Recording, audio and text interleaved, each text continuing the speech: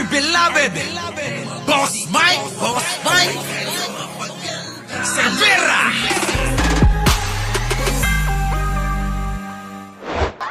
Ito mga kababayan, good news naman para matuwa kayo.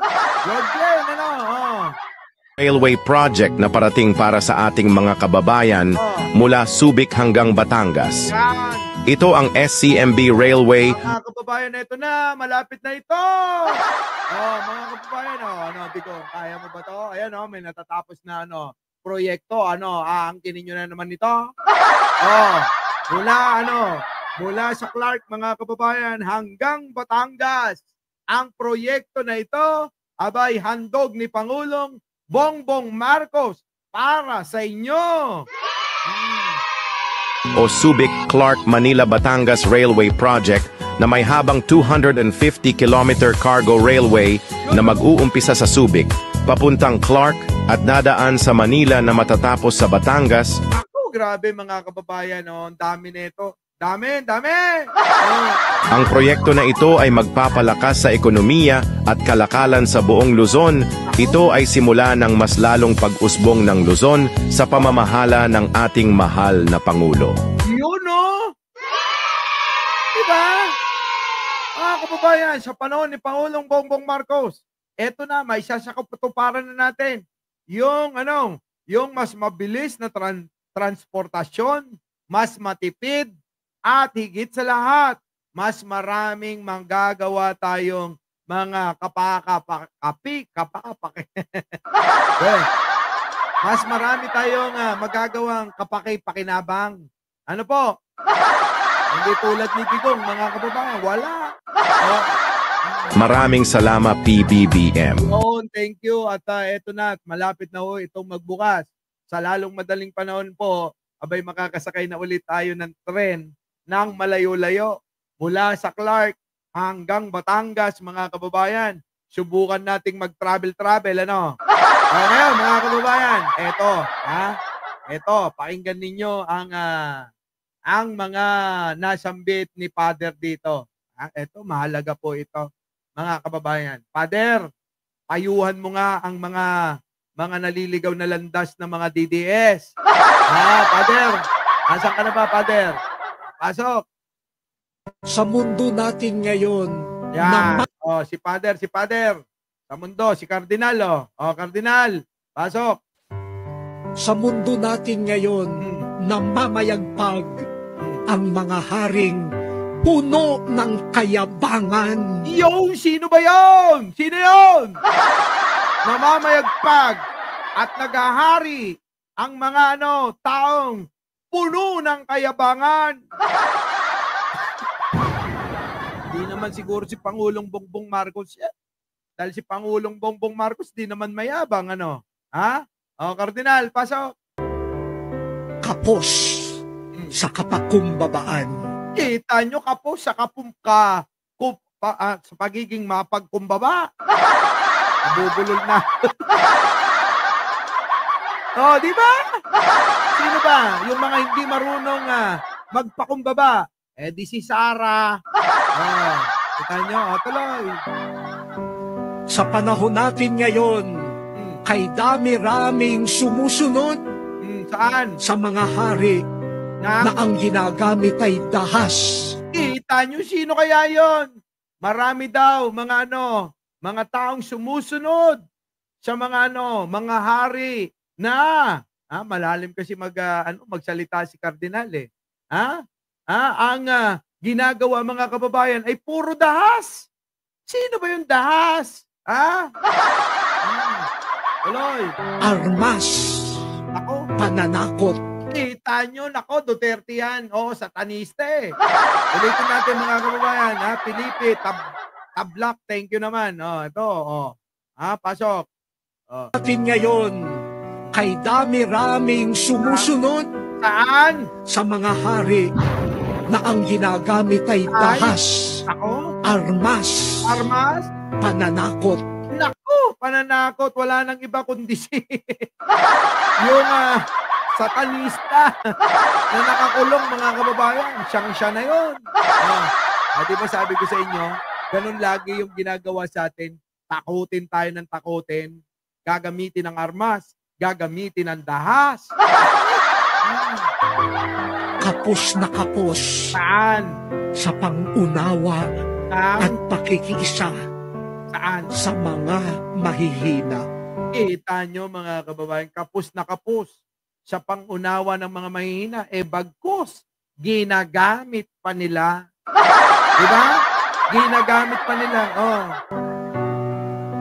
Tinatanong tayo ni Pilato, Hmm. sino ang pipiliin ninyo? Sino?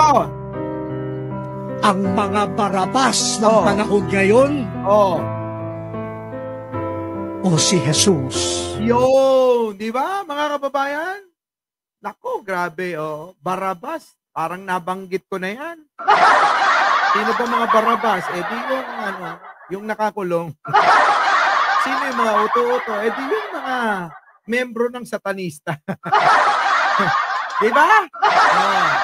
Tuloy. Ang hari.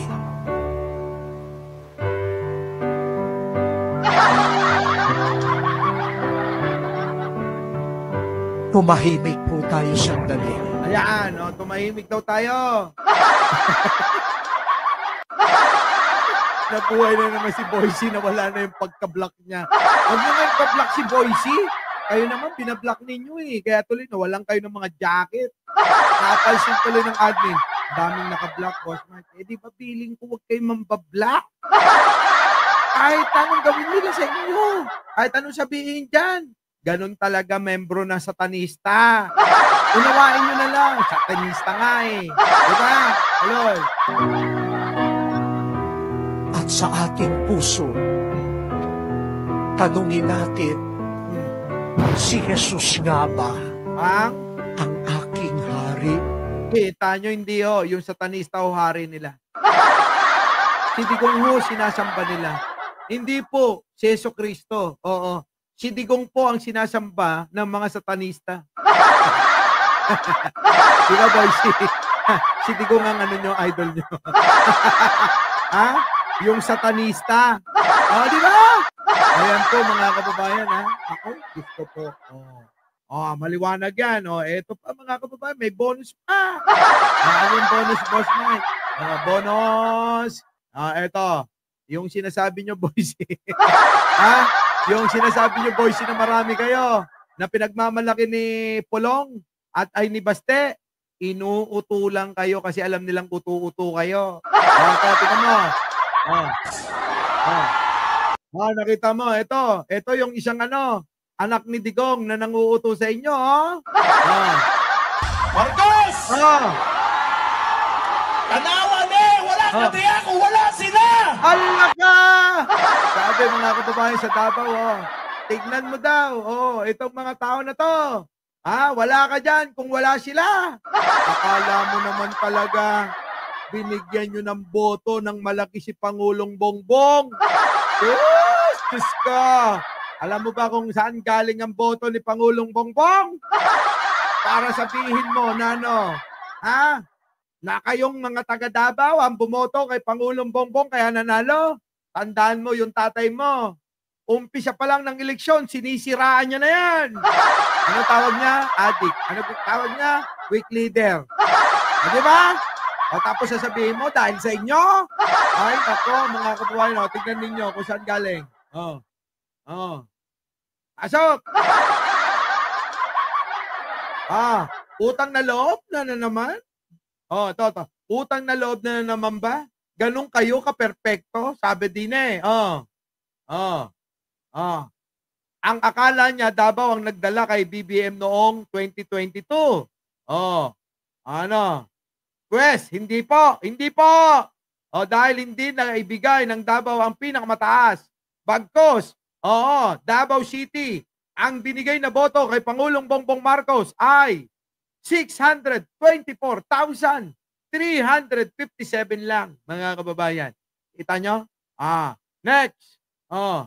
Kung hindi, nako, ang Bulacan, nagbigay ng 1,040,157 votes. Nako.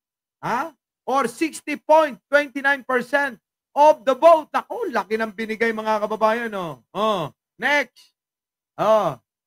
Cavite. Naku, grabe mga kababayan. Laki ang Cavite, 1,121,668 million votes. Ano na ngayon?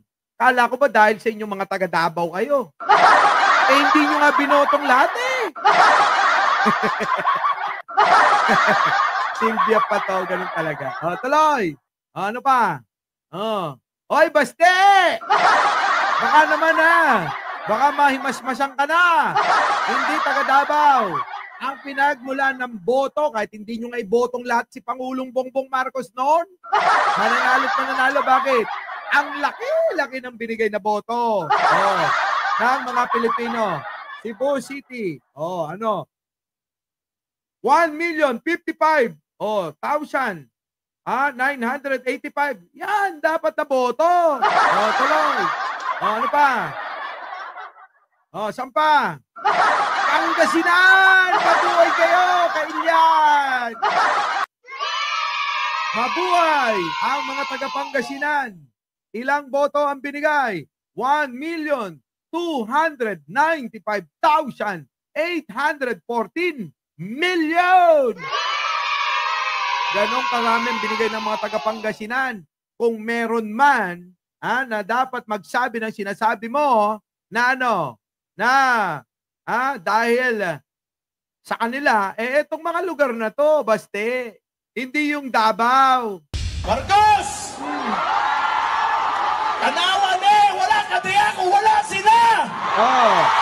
Tila utang na loob daw ni Pangulong Bongbong Marcos sa mga Dabawenyo ang pagkakapanalo niya bilang presidente. Kita nyo mga kababayan, so maliwanag na Huwag mo kasi kayo.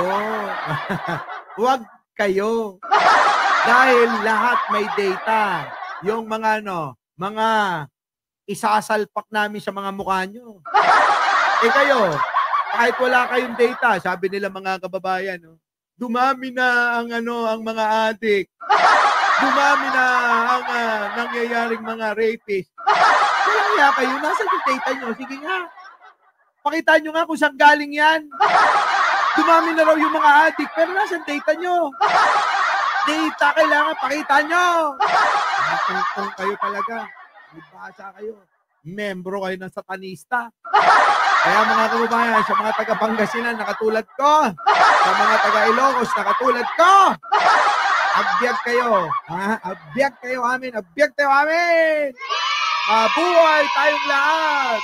Ng mga Pilipino. Maliban na lang yung mga membro ng satanista. So mga kababayan, ano yan? Hinabot na tayo ng oras. Napakahaba na. Muli, mga kababayan, huwag niyo kakalimutan na mag-like, mag-share, at mag-subscribe. Opo, mga employee mo, puro positibo. Oo nga, positibo sa droga yung piyado ni Baste. Yun. Doon sa Davao lang yun, mga kababayan. Dapat ang sisihin nyo yung mga namumuno doon tulad ni Baste at ni Pulong. Mga kababayan, huwag niyo kalimutan na mag-like, mag-share, at mag-subscribe bago tayo maghiwa-hiwalay sa ating pinamagatang malayo pa ang mangyayaring pag-uwi ni Tico. Muli, ako po ang inyong lingkod, Mike Cervera po. Lagi nagsasabing, mahalin natin ang ating kapwa. Pagdasal po natin lagi ang ating bansa. Magandang umaga, magandang hapon, at magandang gabi sa mandako ng mundo. Naroon kayo, syempre, magandang buhay na rin para sa ating lahat. Our beloved Boss Mike!